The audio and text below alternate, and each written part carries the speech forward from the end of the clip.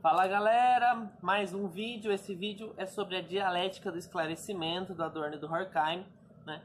Dentro desse vídeo já existe um outro que é conectado, que eu também cito a dialética do esclarecimento, que é o da indústria cultural, né? Qualquer coisa para te ajudar a entender melhor esse vídeo, assiste depois ou assiste junto antes, né? A indústria cultural, que vai te ajudar. Antes de tudo, vamos apresentar os dois filósofos. Olha aí a carinha deles e a gente continua.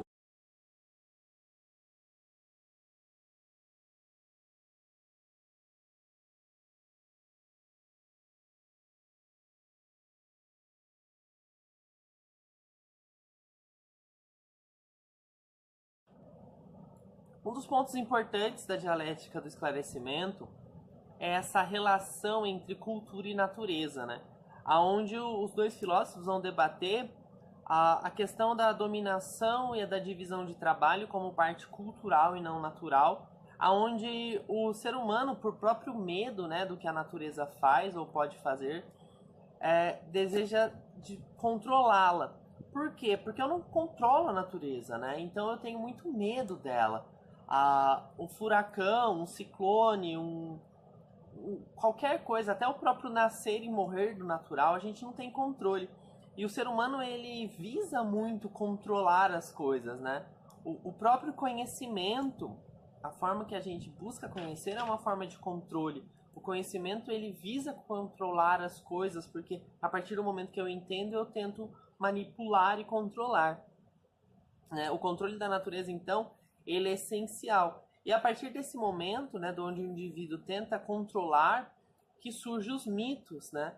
As explicações que a gente tenta dar sobre o que está por vir, né? Caiu um raio. Não, o raio não caiu, é porque você fez algo errado e Deus está nervoso, né? Poseidon estava muito bravo porque a gente não fez as oferendas ao mar, então ele jogou essa onda que destruiu tudo. Então a mitologia, né, a própria mitologia grega acontece por causa disso. Os nossos mitos menores, folclore, entre várias outras coisas, nascem por isso. E é daí também que é importante entender como nasce filosofia, como os filósofos vão citar, que é onde Platão abandona o mito, que ele diz, né? O mito é só uma explicação genérica, uma explicação de senso comum sobre o que é a coisa. E ele passa a ver o mundo como objeto. A filosofia, então, né, a partir lá do Platão e tudo mais, até os pré-socráticos, né, faziam isso também, eles tratam o mundo como um objeto de estudo. Uma coisa que eu posso avaliar e estudar. Então, eu posso estudar a caneta, porque a caneta é um objeto. Eu posso desmontá-la, né? Eu posso remontá-la, eu posso ver o que ela é. Então, a gente vai fazer isso com o mundo. A gente vai desmontar, teoricamente, o mundo para remontá-lo, que é o início da dominação do natural, né? Aí ocorre a questão social, né? Onde o indivíduo também passa a ser controlado. Eu não controlo só o natural no sentido de natureza física, de árvores, plantas e tudo mais. Eu passo a controlar os indivíduos a partir da questão da propriedade privada e o controle pelo trabalho. Por quê? Eu vou cercando, né? Vamos usar o Rousseau, cercando os territórios e tudo mais, nascendo na propriedade privada, onde os indivíduos possuem o que é seu. Para possuir o que é seu, ele precisa de um trabalho, ele precisa de um esforço, ele precisa que ele conquiste aquilo. Eu controlo como ele vai conquistar, eu controlo o que ele vai fazer, eu controlo as ações, né? A própria construção mitológica, ela tem uma relação imediata entre o que trabalha e o que emprega, né? Se você pensar lá atrás, né, Egito Antigo e tudo mais, você tem uma relação entre o escravo, o empregador e o imperador, né? Porque o imperador manda em tudo, mas ele possui outros egípcios que não são pessoas que são escravizadas por ele. Então ele precisa daquele controle, quer dizer, então ele se torna um deus na terra, né? Ele é o deus na terra que manda os egípcios cuidar do resto, que é controlado e manipulado para fazer os escravos obedecerem. E tudo, você vê que é uma cadeia, a hierarquia é uma manipulação, né?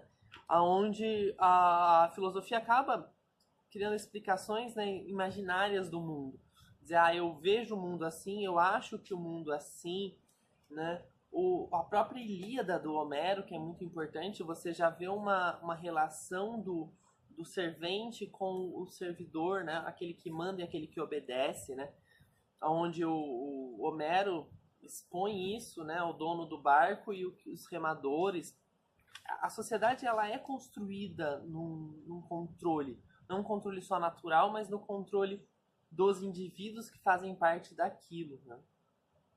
E a filosofia ela se põe assim, de certa forma, numa construção de como as coisas vão ser, né? E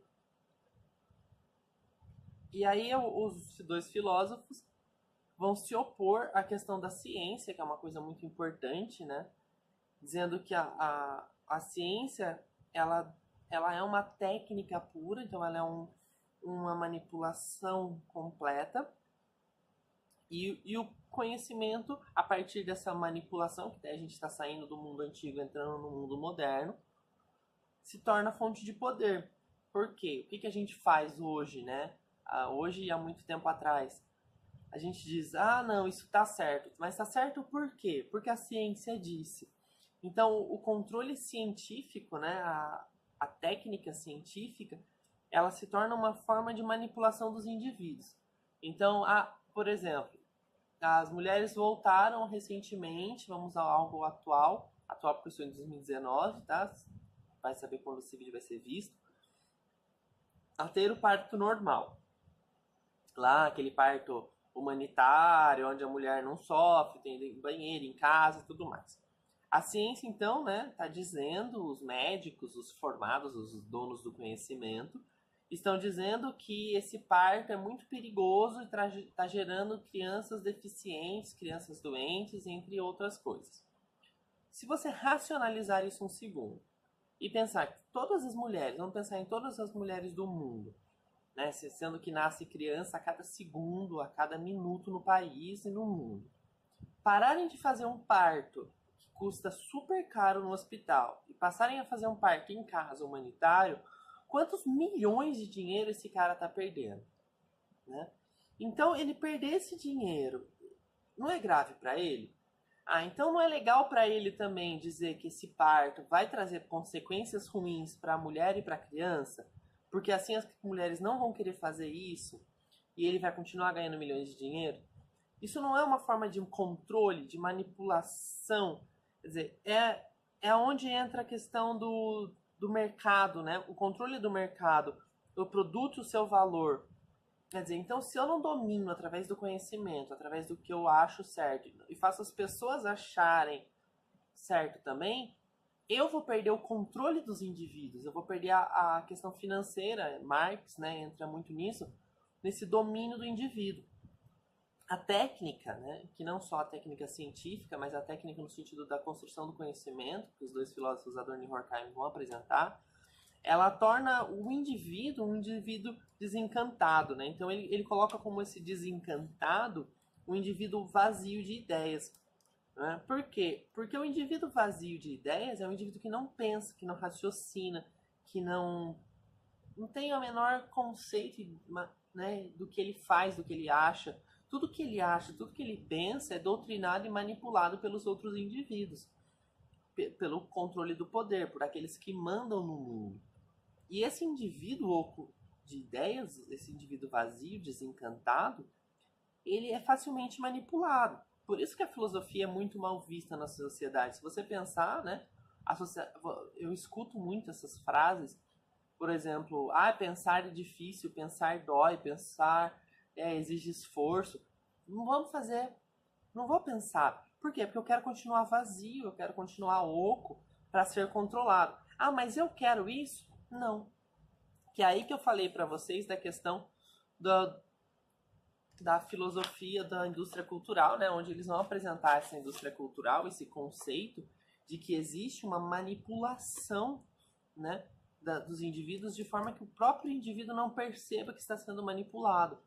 Né? Eles vão também, automaticamente, ao fazer tudo isso, criticar os conceitos iluministas, né, porque ele diz que o iluminismo, ao trazer essa iluminação da razão, né, ele cria uma mistificação das massas, né, onde a massa ela passa a pensar que a razão, o grande conhecimento, é superior a tudo, né? Quer dizer, o conhecimento ele acaba sendo totalmente engolido, né? Dominado pelo conhecimento vigente. Quer dizer, agora você pensa o que eu penso, né? Ah, não, mas me ensinaram que tomar chá de camomila ajuda a saúde. Não, isso não funciona. Você vai, toma esse remedinho. Então existe uma dominação do Estado através da ciência, né? Então a ciência também passa a ser manipulada pelo governo, pelo sistema maior, que é o Estado, fazendo com que os indivíduos caiam na grande ilusão. Tudo que é transmitido, se você pensa, ele é uma forma de manipulação, né? A gente tem um exemplo muito bom aí do que está acontecendo também, volto ao que eu estou em 2019, ao desmatamento, né? Ah, não, você comer plantas é muito ruim, então a gente tem que fazer mais carne para vocês. Então a gente destrói todas as florestas, destrói todas as tribos indígenas que moram na floresta, porque a gente precisa alimentar o povo. A gente vai acabar com a fome mundial. Só que já é provado, né? Já existem várias pessoas que avaliam o conceito de que se você usasse todo esse espaço que está sendo destruído para cuidar, para plantar, as pessoas não passariam fome. Você mata uma vaca para 10 pessoas comerem. Só que essa vaca matou um espaço de terreno para se alimentar durante os anos que sustentaria 500 pessoas. Então você está fingindo que esse ser aqui está sustentando 10, só que você não está falando que você está destruindo o que alimentaria 500.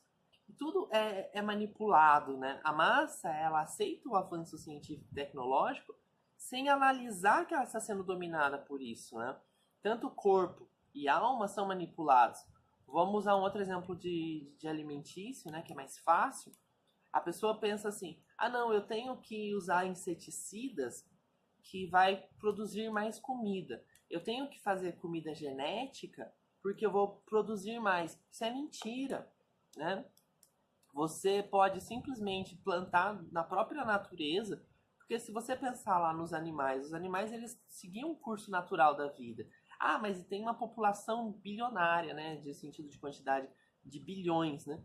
Existem bilhões de humanos hoje. Sim, mas existe um território gigantesco que a gente destrói para dar uma comida mínima que poderia causar milhões de comidas, né? Não necessariamente da comida que eu quero.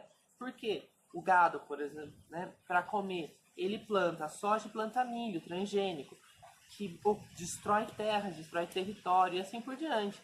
Então essa é a ideia da mistificação, né? Eu utilizo o conhecimento como se o meu conhecimento fosse maior, e esse conhecimento maior, ele está dominando você porque eu sei, você não estudou. E eu também não quero que você estude. E aí entra a questão da educação, a educação do Adorno vai debater muito isso, onde eu crio uma educação para o mercado de trabalho. Eu crio indivíduos alienados que vão produzir o que eu quero como eu quero. E eu não estou criando indivíduos que são conscientes, né? Eu estou construindo um esclarecimento fake, onde o indivíduo acredita que o outro conhece mais e eu devo obedecer ele por isso.